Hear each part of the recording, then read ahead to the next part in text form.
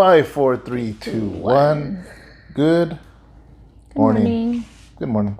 Good morning. David says I look gangster, you guys. Or like the song Simply Irresistible. Remember the 80s? She's so fine. Dun, dun, dun, dun, dun, dun, dun. Remember it had a bunch of girls with guitars? Yeah, don't they do that with their head? I don't know. Remember it was a bunch of girls with guitars with their hair slicked back? Mm-hmm, they do this with their head. I don't remember. It's been a long time. But now you're going to make me watch the video now. Because they do something like this with their head. MTV played that like every hour. Remember that?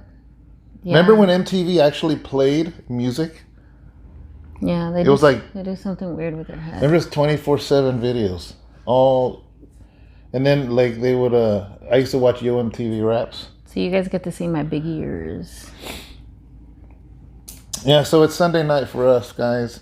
Monday morning for you guys. It has been we just got 48 home. hour. It's been a 48-hour day. That's what it's felt like. Yeah, like literally we just got home like yesterday, which was literally.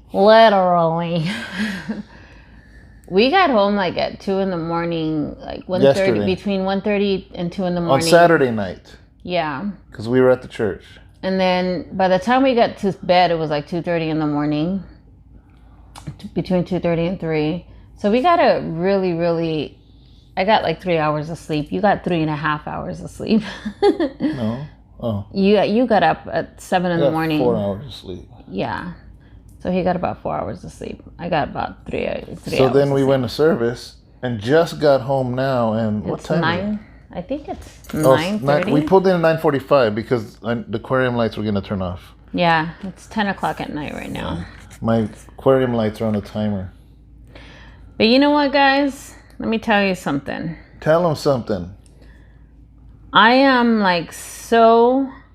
Oh, look. What? Cool. What am I looking at? This one. We'll talk about it after. Oh, snap. Okay, so... Wait. Let me see that. That's awesome. Okay, so... But I gotta say that I am so grateful. Like, you guys, I'm so happy and so grateful for the help that we received today. Yeah. Like, I had so much work to do at the church today, administratively, like a lot of work. And after we got done with like the spiritual journey, after service, spiritual journey, I asked some of the women, hey, do you guys want to stay and help me with a few things? And they just all stepped up, the few women, because it was a small group today. There was maybe like 4 other women that was there, which is Diana, Jessica, Reina, and Melodia. And they all just stepped up and said, yes, what do you need? And all of them just stepped up and administratively started helping me with everything. And guys, this is work that I would have been doing like for a whole week.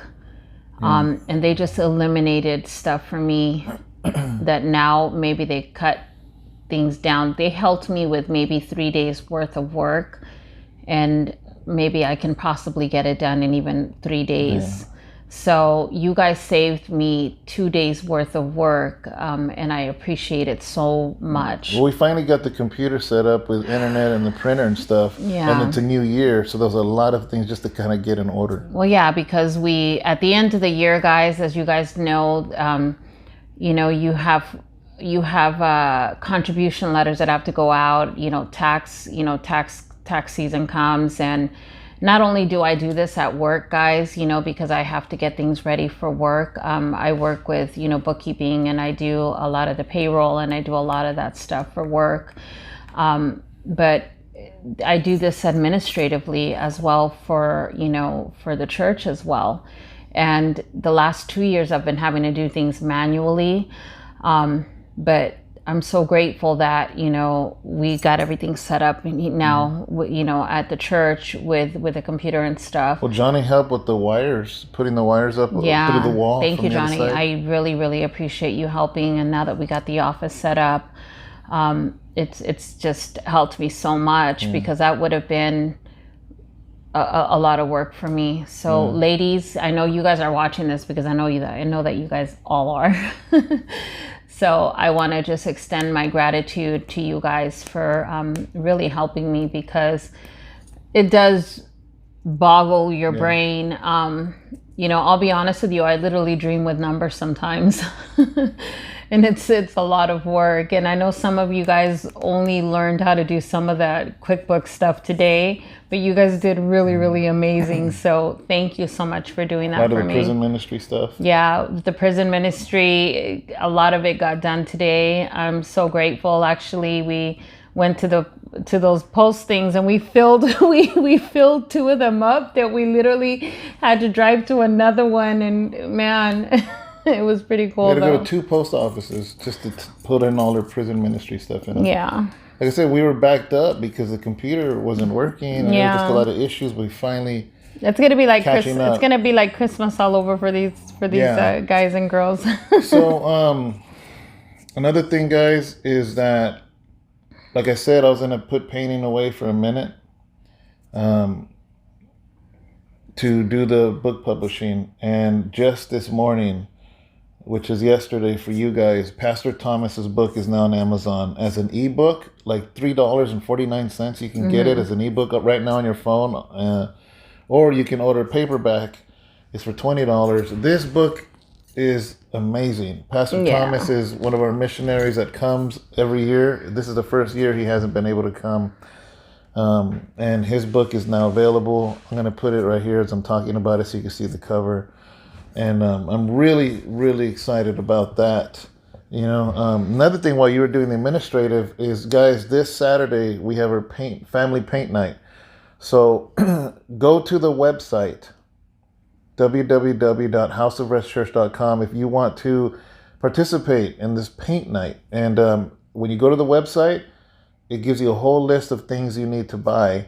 So you can go along with us. We're going to do it live on Saturday night, Saturday evening, and it's going to be set up really awesome, guys, for you guys to follow through. So we set the whole thing up. While you guys were doing all that, us guys started moving chairs and bringing tables and everything and setting that up. That way it's ready for Saturday. Yeah. We did, I know that you guys probably seen, if you were watching the service online, we did have local signups for the families that were there within the church, and that already, it was only 24 spots that were available for the families that were there which was yesterday, the 17th of January 2021.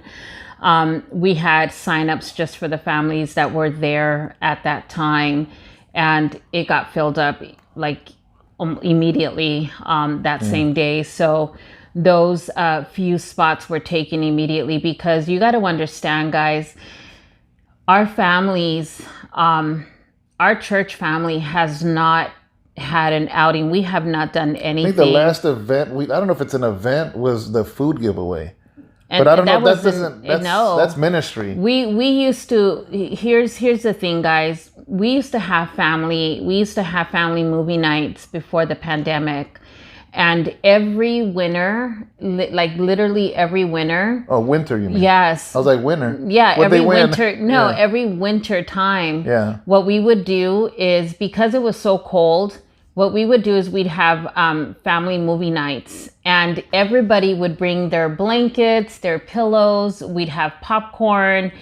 We'd have snacks. And we would have family movie nights. It would start around October, November, and December, and it would be like every other week. And it was just awesome, because we would set up the whole sanctuary with our huge screen, and it would be like a movie theater. And our sound system. And the whole sound system, and subwoofers and everything. And the kids would love it, because it would be family movies. And it would be good movies, even kid movies sometimes. And this would be a time where the family would come out, and we would go up there and we would make an introduction, and we would open up in prayer, and everybody would have family movie night, and popcorn would already be ready and set, and and sometimes people would bring their little snacks to share, and we'd set up the tables. And then we'd sit down, and then we have an intermission, and then we'd go back to the movie, and it was just amazing. And at the end of the night, we would take a huge movie group picture together, and then we'd end in prayer and we'd leave home. But it was just wonderful because we would do stuff as a family together, guys, and we miss that. Yeah. We haven't had a chance to do stuff like that. So many of you are going to join us for the family paint night, but there are going to be 24 people, parents and children, painting there on site also. Yes, our local family. Yeah, so that's cool. You know, I'm really excited about that. I said I wasn't going to pick up a brush until I got a lot of these things done with the books, but make an exception for this class. It's going to be a lot of fun. So I just got to figure out what we're going to paint. I'm kind of racking my head on what it is I want to do. But it's going to be good, whatever it is. Mm-hmm. And then the Pastor Thomas book, excited about that. And what else? I think that's about it as far as kind of things I wanted to talk about. I didn't have a specific verse today, but I did want to talk a little bit about yesterday's sermon. Amen. You know, I got a lot of positive feedback after people, a handful of people, saying, I never stopped to think what was going through Peter's mind between denying Jesus 3 times until the time he sees Jesus at the beach. Like, what was he going through? And obviously we'll never know. Only God knows what Peter thought of, but it was an interesting concept to try to put pieces together and say, what would Peter have been thinking? And the only way to do that, guys, and maybe we're wrong, is you put yourself in the shoes of Peter. What would it be like? What would I feel like if I had denied Jesus 3 times and on the 3rd time Jesus looks right at me? What would I have felt? What would I have thought? And all of a sudden I'm back in my boat, and it was just, it created literally for an hour after service, some of the guys surrounded me, and it became an interesting conversation about Peter. And I love that. In this day and age, when people go to church, have a 60-minute service, and make a beeline to go wherever it is they got to go, that has never affected us at House of Rest. Mm-mm. You know, years ago, before I knew you, when I had that building, what are those people called? Church consultants. Yeah, these church consultants came from a bigger church and basically told me, your services are too long, you preach too long, you pray too long, all that stuff. You know, and this is one thing that I love, even through a pandemic, is people don't want to leave. Yeah, they don't want to go. You know, and we don't want them to go. and the reason I say that, it's almost backwards of church culture nowadays, because nowadays churches try to figure out how to pack them in and let them go, and pack them in and let them go. And I thank God. Like, some people are surprised from Grace International when we tell them, we're like, after service, people don't leave. Yeah. And they're like, really? Like, most people nobody fellowships anymore at not our church, but in general churches, people don't fellowship, people don't hang out. People go and sit in the same exact spot and don't know the person that sits in front of them or behind them or on the side of them. Yeah. It makes me laugh when Diana tells them, okay, you guys, we got to go because the pastors have to go get rest. Or people say, when do you guys sleep? Yeah. I was like, I don't know. When do we sleep? It's funny. Yeah. Yeah, it is, because I even heard her say that today, like when she's like, I think we got to go because they got to go get some rest. And we're like, no, it's okay. You know, I enjoy our time. Mm-hmm. It's like home away from home. I don't think we have any other life besides that. What made you think today's service? When I was up there singing the altar call song, which is a new song, guys. Did you like it? Oh yeah, we told them what song it was. Yeah, but it was just so hard for me to it was so hard for me to look out to our family, because it's been a long time, babe, since we've had an altar call, you know? Yeah. And it's been a long time. It just, I was really trying hard to not look, because I was just, holding back the tears. Explain what an altar call is, in case there's people that don't know what that means. When you're ushering the presence, when you're ushering in the presence, I believe that for me, an altar call, I think in my sense, an altar call is when the presence of the Lord it's a calling of wanting to just come to the altar, and which is the front. Which is the front, when you're just coming to the front of where the altar, and I believe that, coming to the altar and just laying it at the altar of Jesus, it's just a whole different feeling, Yeah, because I don't know if a lot of you, maybe you've never been to a Christian church, but at the end of a sermon, a typical church, it's like laying it at the feet of Jesus. Will say a song will play, or a couple songs, or maybe music will play, or piano or something, and say, you know what?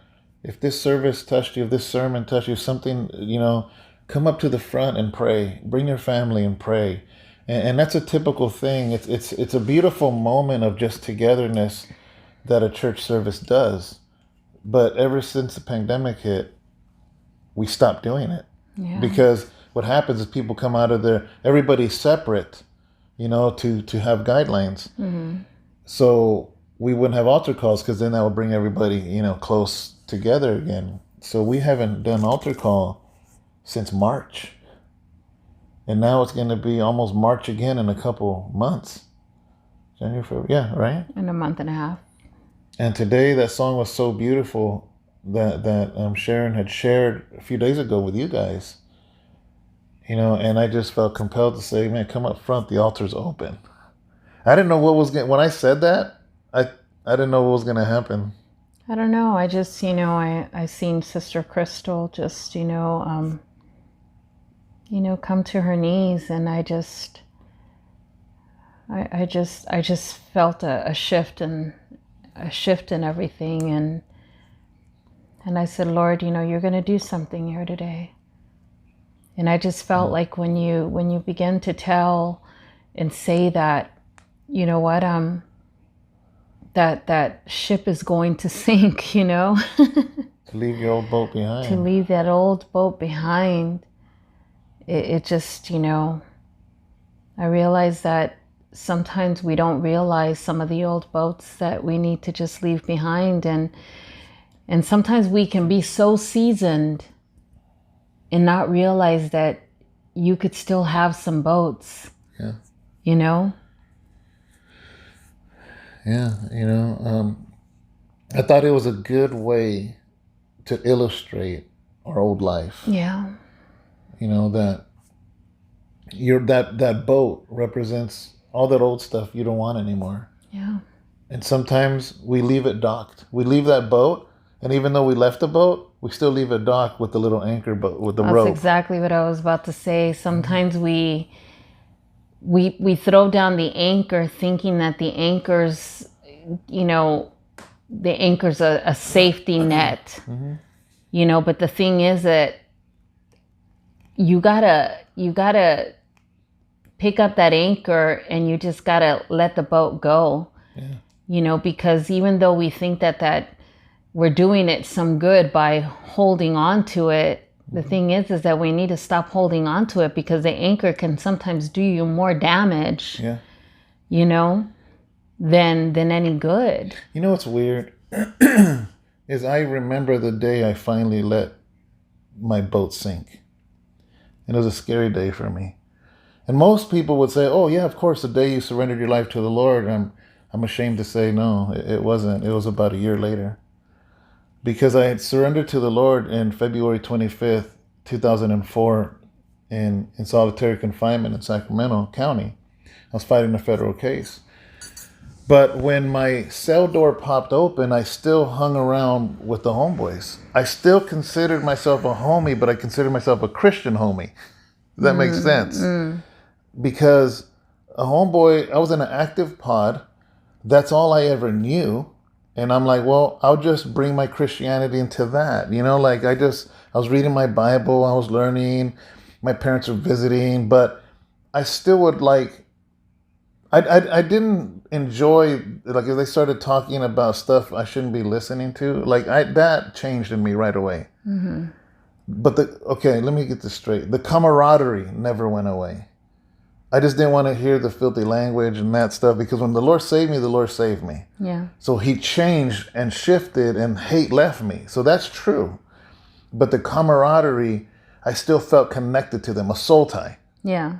Yeah. And, but I would give Bible studies, and it wasn't until they told me, this is an active pod, homie. You can't be spreading that Christian poison in here. And they basically said, we don't need the homies turning into Christians. We need soldiers in the prison. So what you're doing is damaging the cause. Because all these dudes that are going to go to prison, they need to be active because we're outnumbered in the prisons. And I'm like, I'm not going to stop giving a Bible study, you know? And then basically, make a long story short, one day they rushed into my cell, 3 guys, and they started hitting me and kicking me. And you want to know the rest of the story, buy my book because it describes everything in detail. But anyways, my point is this, is they left my cell and they all told me to get out. And it was like 13, 14, 15 of them. And my cellie says, don't go out there, man. Don't go out there. I was like, what am I going to do? Hide in my cell? I got to live here. Because they're all, come out, you know. So I went out there and they surrounded me, you know. And basically one of the guys says, you got to roll it up. You got to PC it up. In other words, protective custody. I said, I ain't leaving this place. I said, I'm a trustee here. I got blessed with this place. I ain't rolling nothing up. I said, I'm not leaving. I said, I ain't trying to argue with nobody. I'm not trying to do anything. I'm not leaving. And one guy said, this is the point. This is where I know the day happened when I sunk my boat. Is one guy says, if you're half the homeboy you claim to be on your music, then you know what's up. He goes, if you're even half of that homeboy that you claim to be on your music. And then it hit me. It hit me right there. I realized that the only reason those guys came into my cell was because God allowed it to happen. I'll tell you why. Because in the Bible, it says, choose today who you're going to serve. It's like the Lord was saying, okay, we've been in this funny little relationship for a whole year, but you can't serve that and serve me. So you got to make that choice right here and right now. And I truly believe, and I told them that. They probably thought I was nuts. And I said, you know what? Because the guy that says, if you're even half the homeboy you claim to be, he was, and you know what's up. And I remember looking at him and I said, you know what? You're right. I said, and I'm not that half. I'm not that half, and you just helped me make that choice right now. I said, I no longer represent what you represent. I no longer am part of that anymore. And I just went on like that. And I'm just like, here it comes. Here it comes. You know, the kicks and the punches, here it comes. You know, and I'm just like, when people say, oh, you scared to go to church? You know how much strength of God it took me to stand there and proclaim Christ? They could have killed me.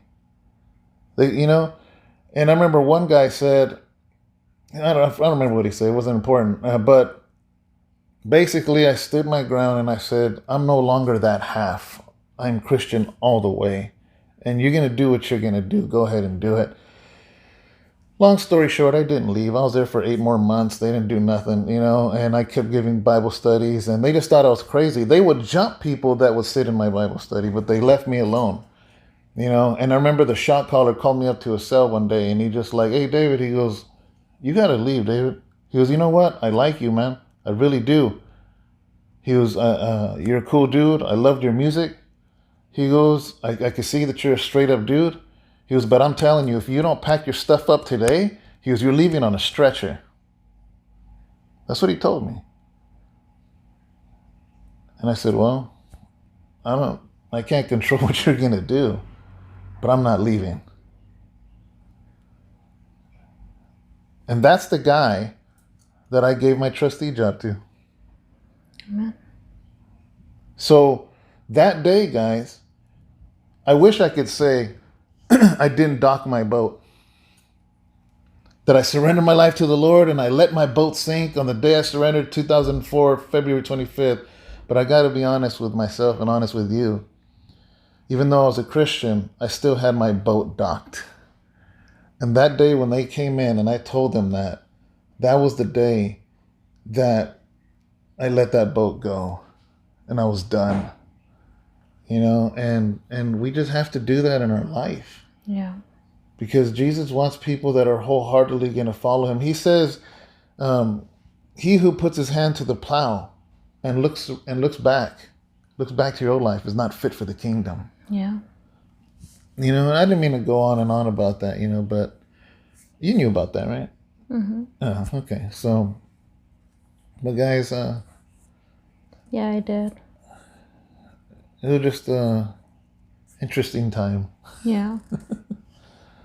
Interesting time, you know, but God, you know, God protected me. Amen. You know, he was with me. You know, and I was bold enough to tell that guy. I was like, you know what? You know, the only reason that happened, you didn't catch me slipping. The only reason it happened is because God allowed it. The only reason he allowed it is because I had to make a choice. It wasn't about you. I said, I guarantee you'll never put hands on me again. Amen. And he never did. So I was blessed to see that today. I was blessed to see that shift today. That's a beautiful song, babe. You learned that in a week or less? It's awesome. I like learning new stuff. Yeah. I like learning new songs. A lot of them clicked on the link. That's good. Yeah, remember, did you read the, I think Brother Anthony said, oh man, I just had church. Yeah. You know what Ernie told me today? What? He says that Anthony says, oh, because I guess we mentioned Ernie on a song. Mm-hmm. I mean, on a song, on a devotional. Mm-hmm. And Ernie's like, oh, he mentioned me. And I guess Anthony tells him, yeah, but he mentioned me a lot more times than you. Anthony. Oh my gosh. Anthony. Ernie. Oh. You're funny. You know, I gotta say this though. I keep telling Ernie that I just pray that one of these days he will bless us and play the guitar one time, just one time. I'd be blessed to hear him play one time. We got a guitar sitting right there. I know. That would be nice. That would be really, really nice, you know, because guys, I want some musicians. You know, I really, really have been praying. You know, I sit there and I look at all these churches and I see them have musicians and everything, and I'm like, Lord, give us some musicians, please. You know, I know it's in the Lord's timing and everything, but it's been 5 years, Lord. You know, 5 years, and I'm asking and waiting patiently for some musicians, and I know maybe He's just preparing the hearts of the right musicians to come by and come through, you know. And I'm like, okay, Lord, we've already prayed over this piano here, or this keyboard, and then there's some little drums, and then there's, you know, the guitar and everything there. But I know that the Lord's going to touch somebody's heart out there, and put it in your heart. You're local. You know how to play. Don't tell me you don't. And the Lord's touching your heart. And you're going to come and you're going to say, you know what? The Lord placed it in my heart and I'd like to, you know, come play, and that you're going to be consistent and you're going to do it because you know that you are somebody who is committed and consistent, and that you're ready. Your heart is ready. And I mean, God could be stirring somebody up in Boston to just get a U-Haul and just move over here and start playing. oh, yeah. I mean, you don't know. Only God knows. I was like, Boston, wait. Yeah, that'd be cool. Yeah. Guys, I'll tell you, Those Mickey Mouse ears? yeah, Show they them. remind me of my ears. Playing with the wire. Yesterday when we were sitting at the church, I had a glimpse for the first time. You shared your heart with me, and it was just so amazing because you've never spoken that way, and I was so blessed to just to hear your heart when you talked about how now you've reached an age, and the way the Lord is just showing you different things now, and I don't know, something happened in me as of yesterday, just hearing your heart. And I'm just so grateful I'm just so grateful for you. It just made me really appreciate you in a whole different light, and I just wanted to tell you that because I guess just seeing things in a whole different perspective in a lot of the things that you do and everything that you do and Like what drives me? yeah, when you were just sharing like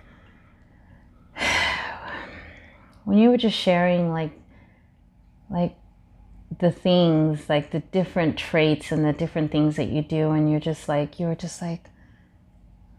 what if I didn't exist, and what would happen? And I'm 49 now and I don't know. I didn't say what if I didn't exist. Well, you said what if something happened? I said who's gonna do what I do if I'm not here? Yeah. And it scared me. Like, it made me think. Like, it really did make me think, and it made me realize everything that you do. I'm like, oh my God. It's weird. Mm-hmm. How do you do everything that you do? I don't know. I have no idea. And then it just made me realize that I'm like a female version of you. Like the female version of you. There's and a chubby cat right there. Just that I do it in a whole different way, a different format. Yeah. Well, I guess I'm probably boring you guys to death, but I don't know if you guys know who Pastor Ed is. Pastor Ed Morales. He was one of the, what do they call him? Elders of Victory Outreach. He's the guy that directed and produced Duke of Earl, which is an old movie back in the 80s. Came from LA to San Jose, started a church out of nothing, and now it's a huge, beautiful church there. And that's Mitzi Morales' late husband. Yeah. And this guy was a kingdom shaker. Mm-hmm. And when he heard I got out of prison, somehow somebody told him who I used to be, and somebody told him that I was a Christian now. And by the way, that was my pastor's niece's husband. Mitzi Morales is Pastor David Martinez. That was my spiritual papa. That was his niece's husband. So somehow, because I mean, you got to understand, his ministry had feelers everywhere across this country and probably further than that. He tracked me down and wanted to sit with me. So I'm just like, I knew exactly who he was because of the Duke of Earl movie, because of Victory Outreach and how prominent Victory Outreach is here in California. So I said, yeah, I'll go meet with him, of course. I said, Morales, So I went down there to the church, sat with him, and boom, instantly hit it off. And there's a whole lot to the story, but the point I want to get to is this: is that in that conversation, because I had movies in my belt. I think I did 8 movies before prison, not non-Christian movies. I did 8 movies. He did Duke of Earl, and we're sitting there not knowing that it was within the last year and a half, 2 years of his life. I didn't know that. He didn't know that, and we just built a huge bond really fast. And there was a picture in his office of him directing the movie Duke of Earl. And I was like, man, that's cool, because I'm a movie guy too. I love to film movies. And we just had a conversation about it. And he goes, yeah. I said, you going to do another one? He goes, yeah. He goes, I get so busy here at the church. He goes, there's another movie I want to do. I want to do another movie. He goes, it's right here. It's in me. I just got to get to it. Not knowing that pretty soon after that, he got really sick and he died.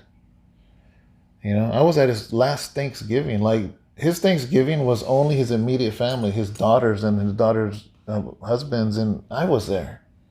This is, that was a huge honor. And not realizing that was his last Thanksgiving.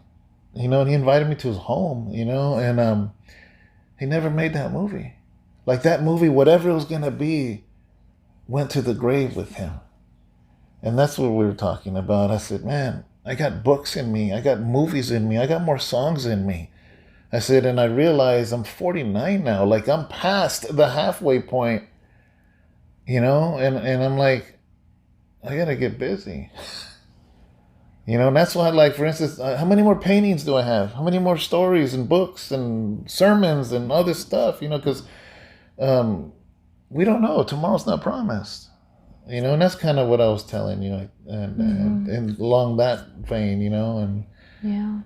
I was just talking. I was just really tired, so I was just talking. When you get tired, you start to be a little more free with your thoughts. It's 1:00 in the morning, and so we're sitting at the church, by the sanctuary in the office. And this is stuff I think a lot, but I think I was just tired, and I was just kind of sharing what I was thinking. Talking slow, and I'm really paying attention. I didn't realize it was impacting her. I was just it was impacting me, like, really, because I'm listening to his every word, and I'm looking at his eyes, and I'm just like listening to him, and I'm just like, it's almost 1:30 in the morning, and man, it's heartfelt, and he's just like in deep thought and just looking straight, and I'm just like, whoa, this is intense. And, I've never, you guys got to understand, David and I, our conversations are always, we talk a lot about the Lord. We talk a lot of, this is my best friend, guys, so I'm always talking with him, and we're always doing things together, but these deep conversations with, like, things like this don't always happen. So yeah, it was a pretty intense moment. So just hearing him talk like that, it was really awesome. I love to hear my husband's heart. I love to hear his heart when it comes to things like that. I know he has a lot of dreams, a lot of aspiration, and a lot of goals, and I love to hear that. Yeah. Because I think it makes more sense. Like, for instance, me saying, I'm not going to paint, I got to do these books.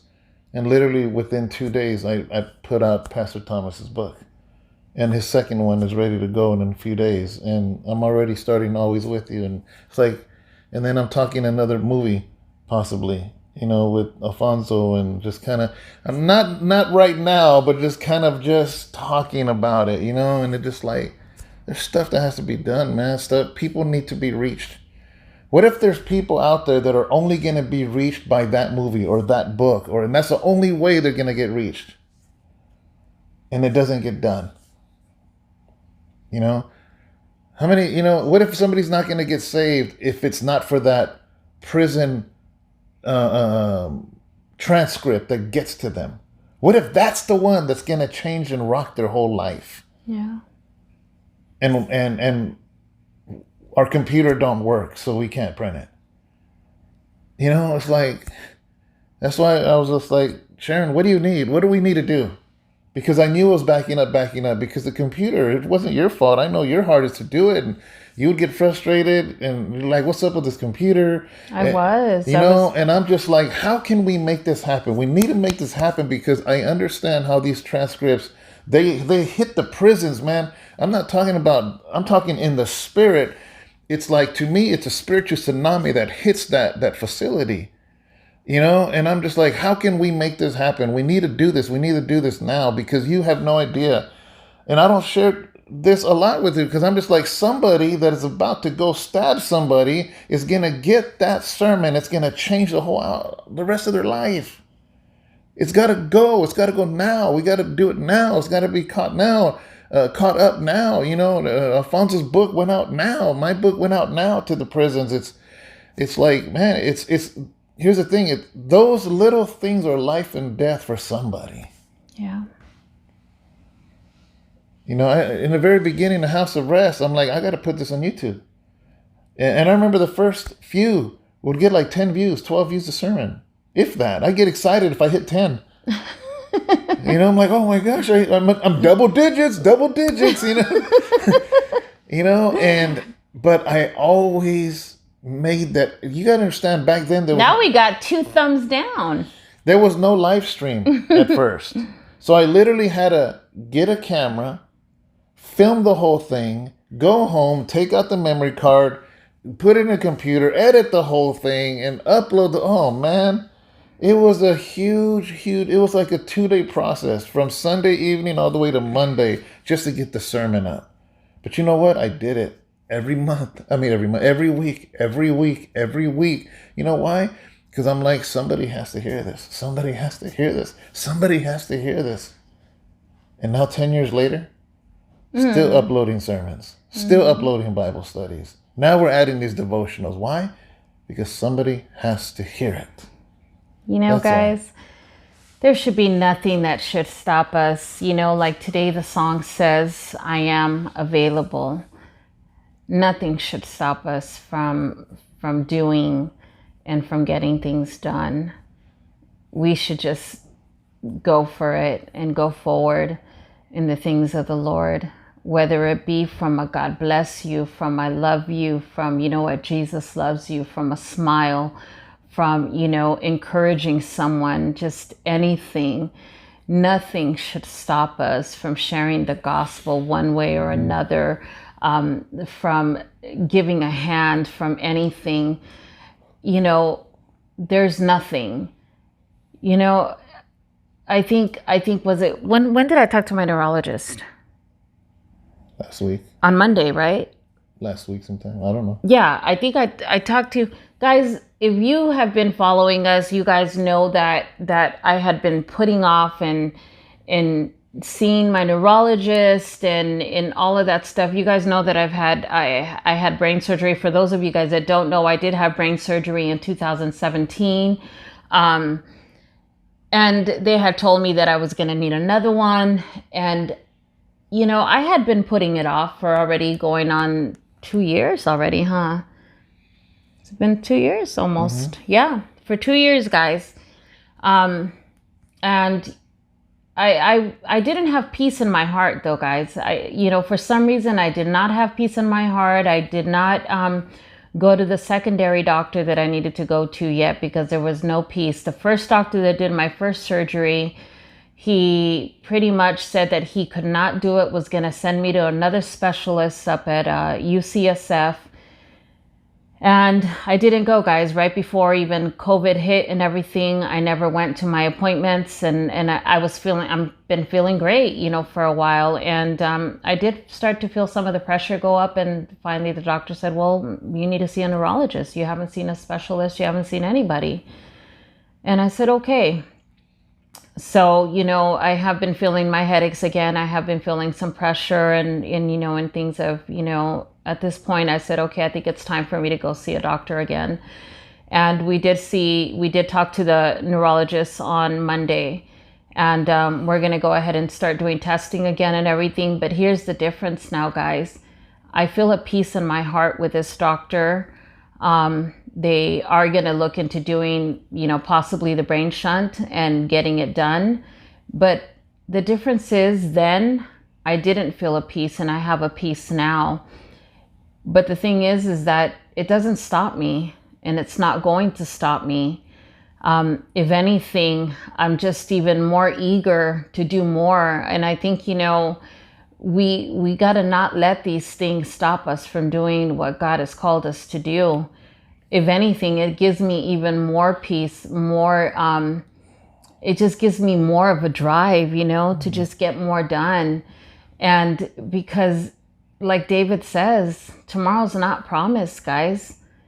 I've been putting things off, and I'm just like, Lord, I just want to be in your presence at all times, no matter what the circumstances. I just want to do your will, and I want to be your vessel, and I want you to use me and do what needs to be done.